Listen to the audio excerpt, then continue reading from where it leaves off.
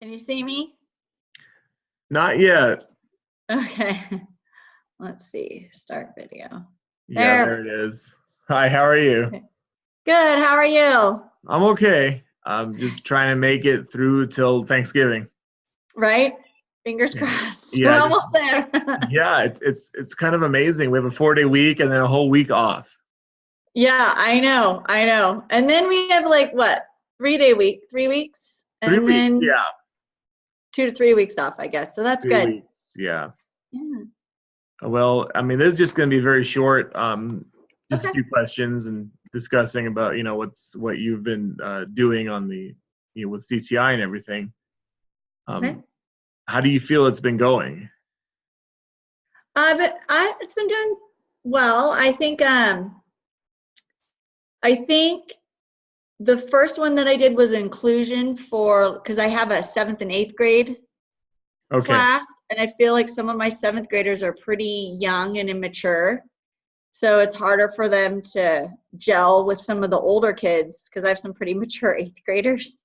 So I wanted to do something to see if I can make them bond, like kind of a group project is what I decided to do. I forget which cycle, or not cycle, but I forget which what the theme exactly was, but it was about making them work together. And Okay. I feel like it went really well. I feel like the project that we did went really well. It was easy and it had them gel a little bit and included some math, so it was good. Well, that's excellent. I mean, I think one of the most difficult things about what we do is Enrichment Academy is not exactly, traditional school. Right. So there is a major social component that is sometimes all over the map. Yeah. I've worked with classrooms of 6th, 7th, and 8th graders, and I have found that, I mean, you can have a 6th grader who might know more than an 8th grader. You might have an 8th Right. grader who's more immature than a 6th grader. So, Right. Yeah. so you never know what you're going to get. Right. Right. Do you feel there's any special challenges trying to develop, like, the focus questions for the ILP, considering our environment? Like, it's because we're not traditional. Right. I obviously have to adapt a little bit, but for the most part, I think it's doable. A Yeah. lot of the questions are broad enough to where you can kind of make it your own and adapt it and make it your own. So I feel like it's fine. I haven't hit a snag. I mean, who knows with the different cycles what the options will be, but so far I think it's been pretty good. Okay, good. I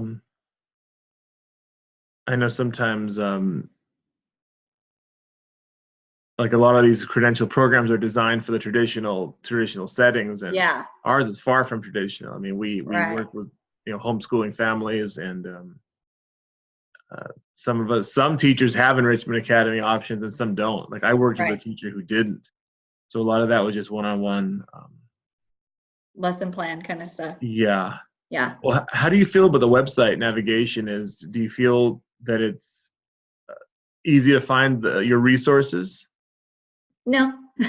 No. I don't think it's okay. It's not as user friendly as I would like it to be. But at the same time, I'm not very computer savvy. So, but trying to go back to the videos and all of that stuff, I feel like there's too many options on there that we don't even need with some of the stuff on there, like on the front CTI page. Some of the stuff on there I just don't even feel we need. So kind of a nook and cranny to get to the actual meat of what the lessons are and the cycles and all that stuff. I wish it was more up front on the first page. But I mean, Yeah. The more I get into it, the more I'll get used to it. So I'll figure it out.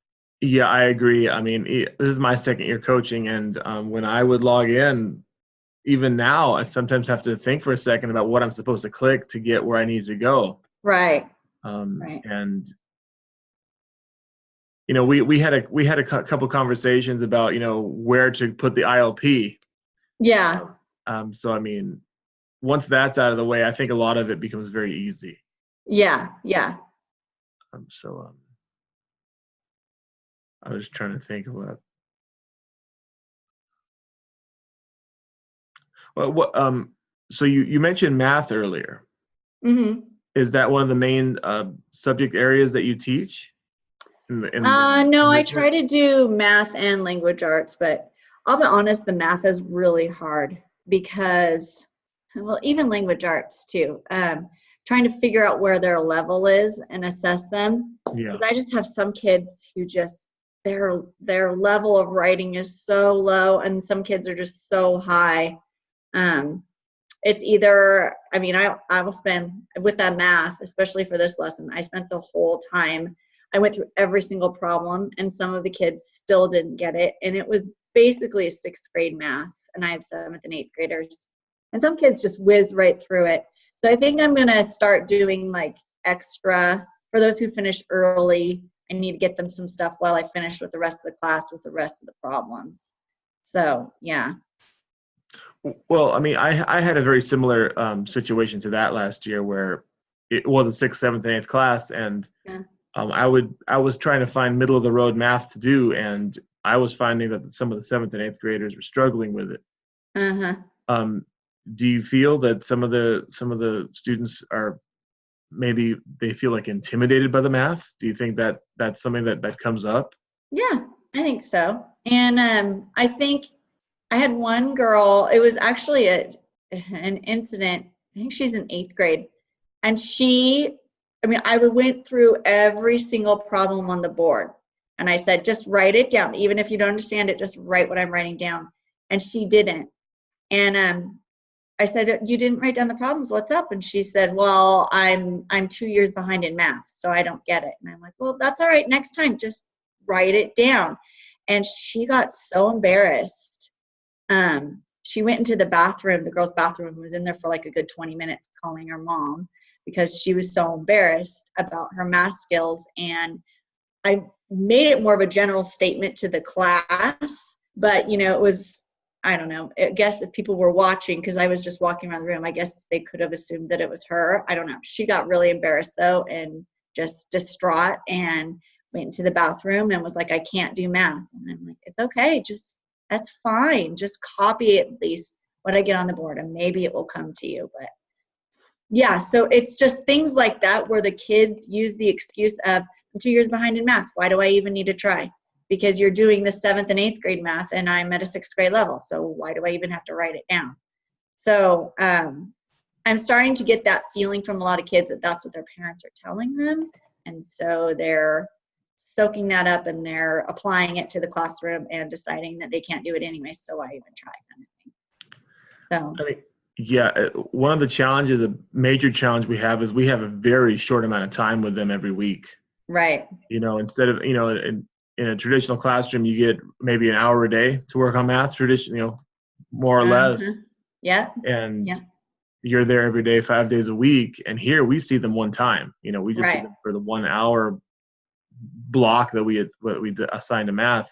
Mm-hmm. And it's very difficult to kind of get them up to speed. Right. And I've had parents who came to me asking, almost as if it was a tutoring session, trying to get the kids up to where they should be. Mm-hmm. And I would always tell parents, we're more of trying to practice the skills that they have. Right. Because just as you've experienced, there's kids of multiple ability levels, and trying to do a one size fits all or catch everybody is very hard. Right.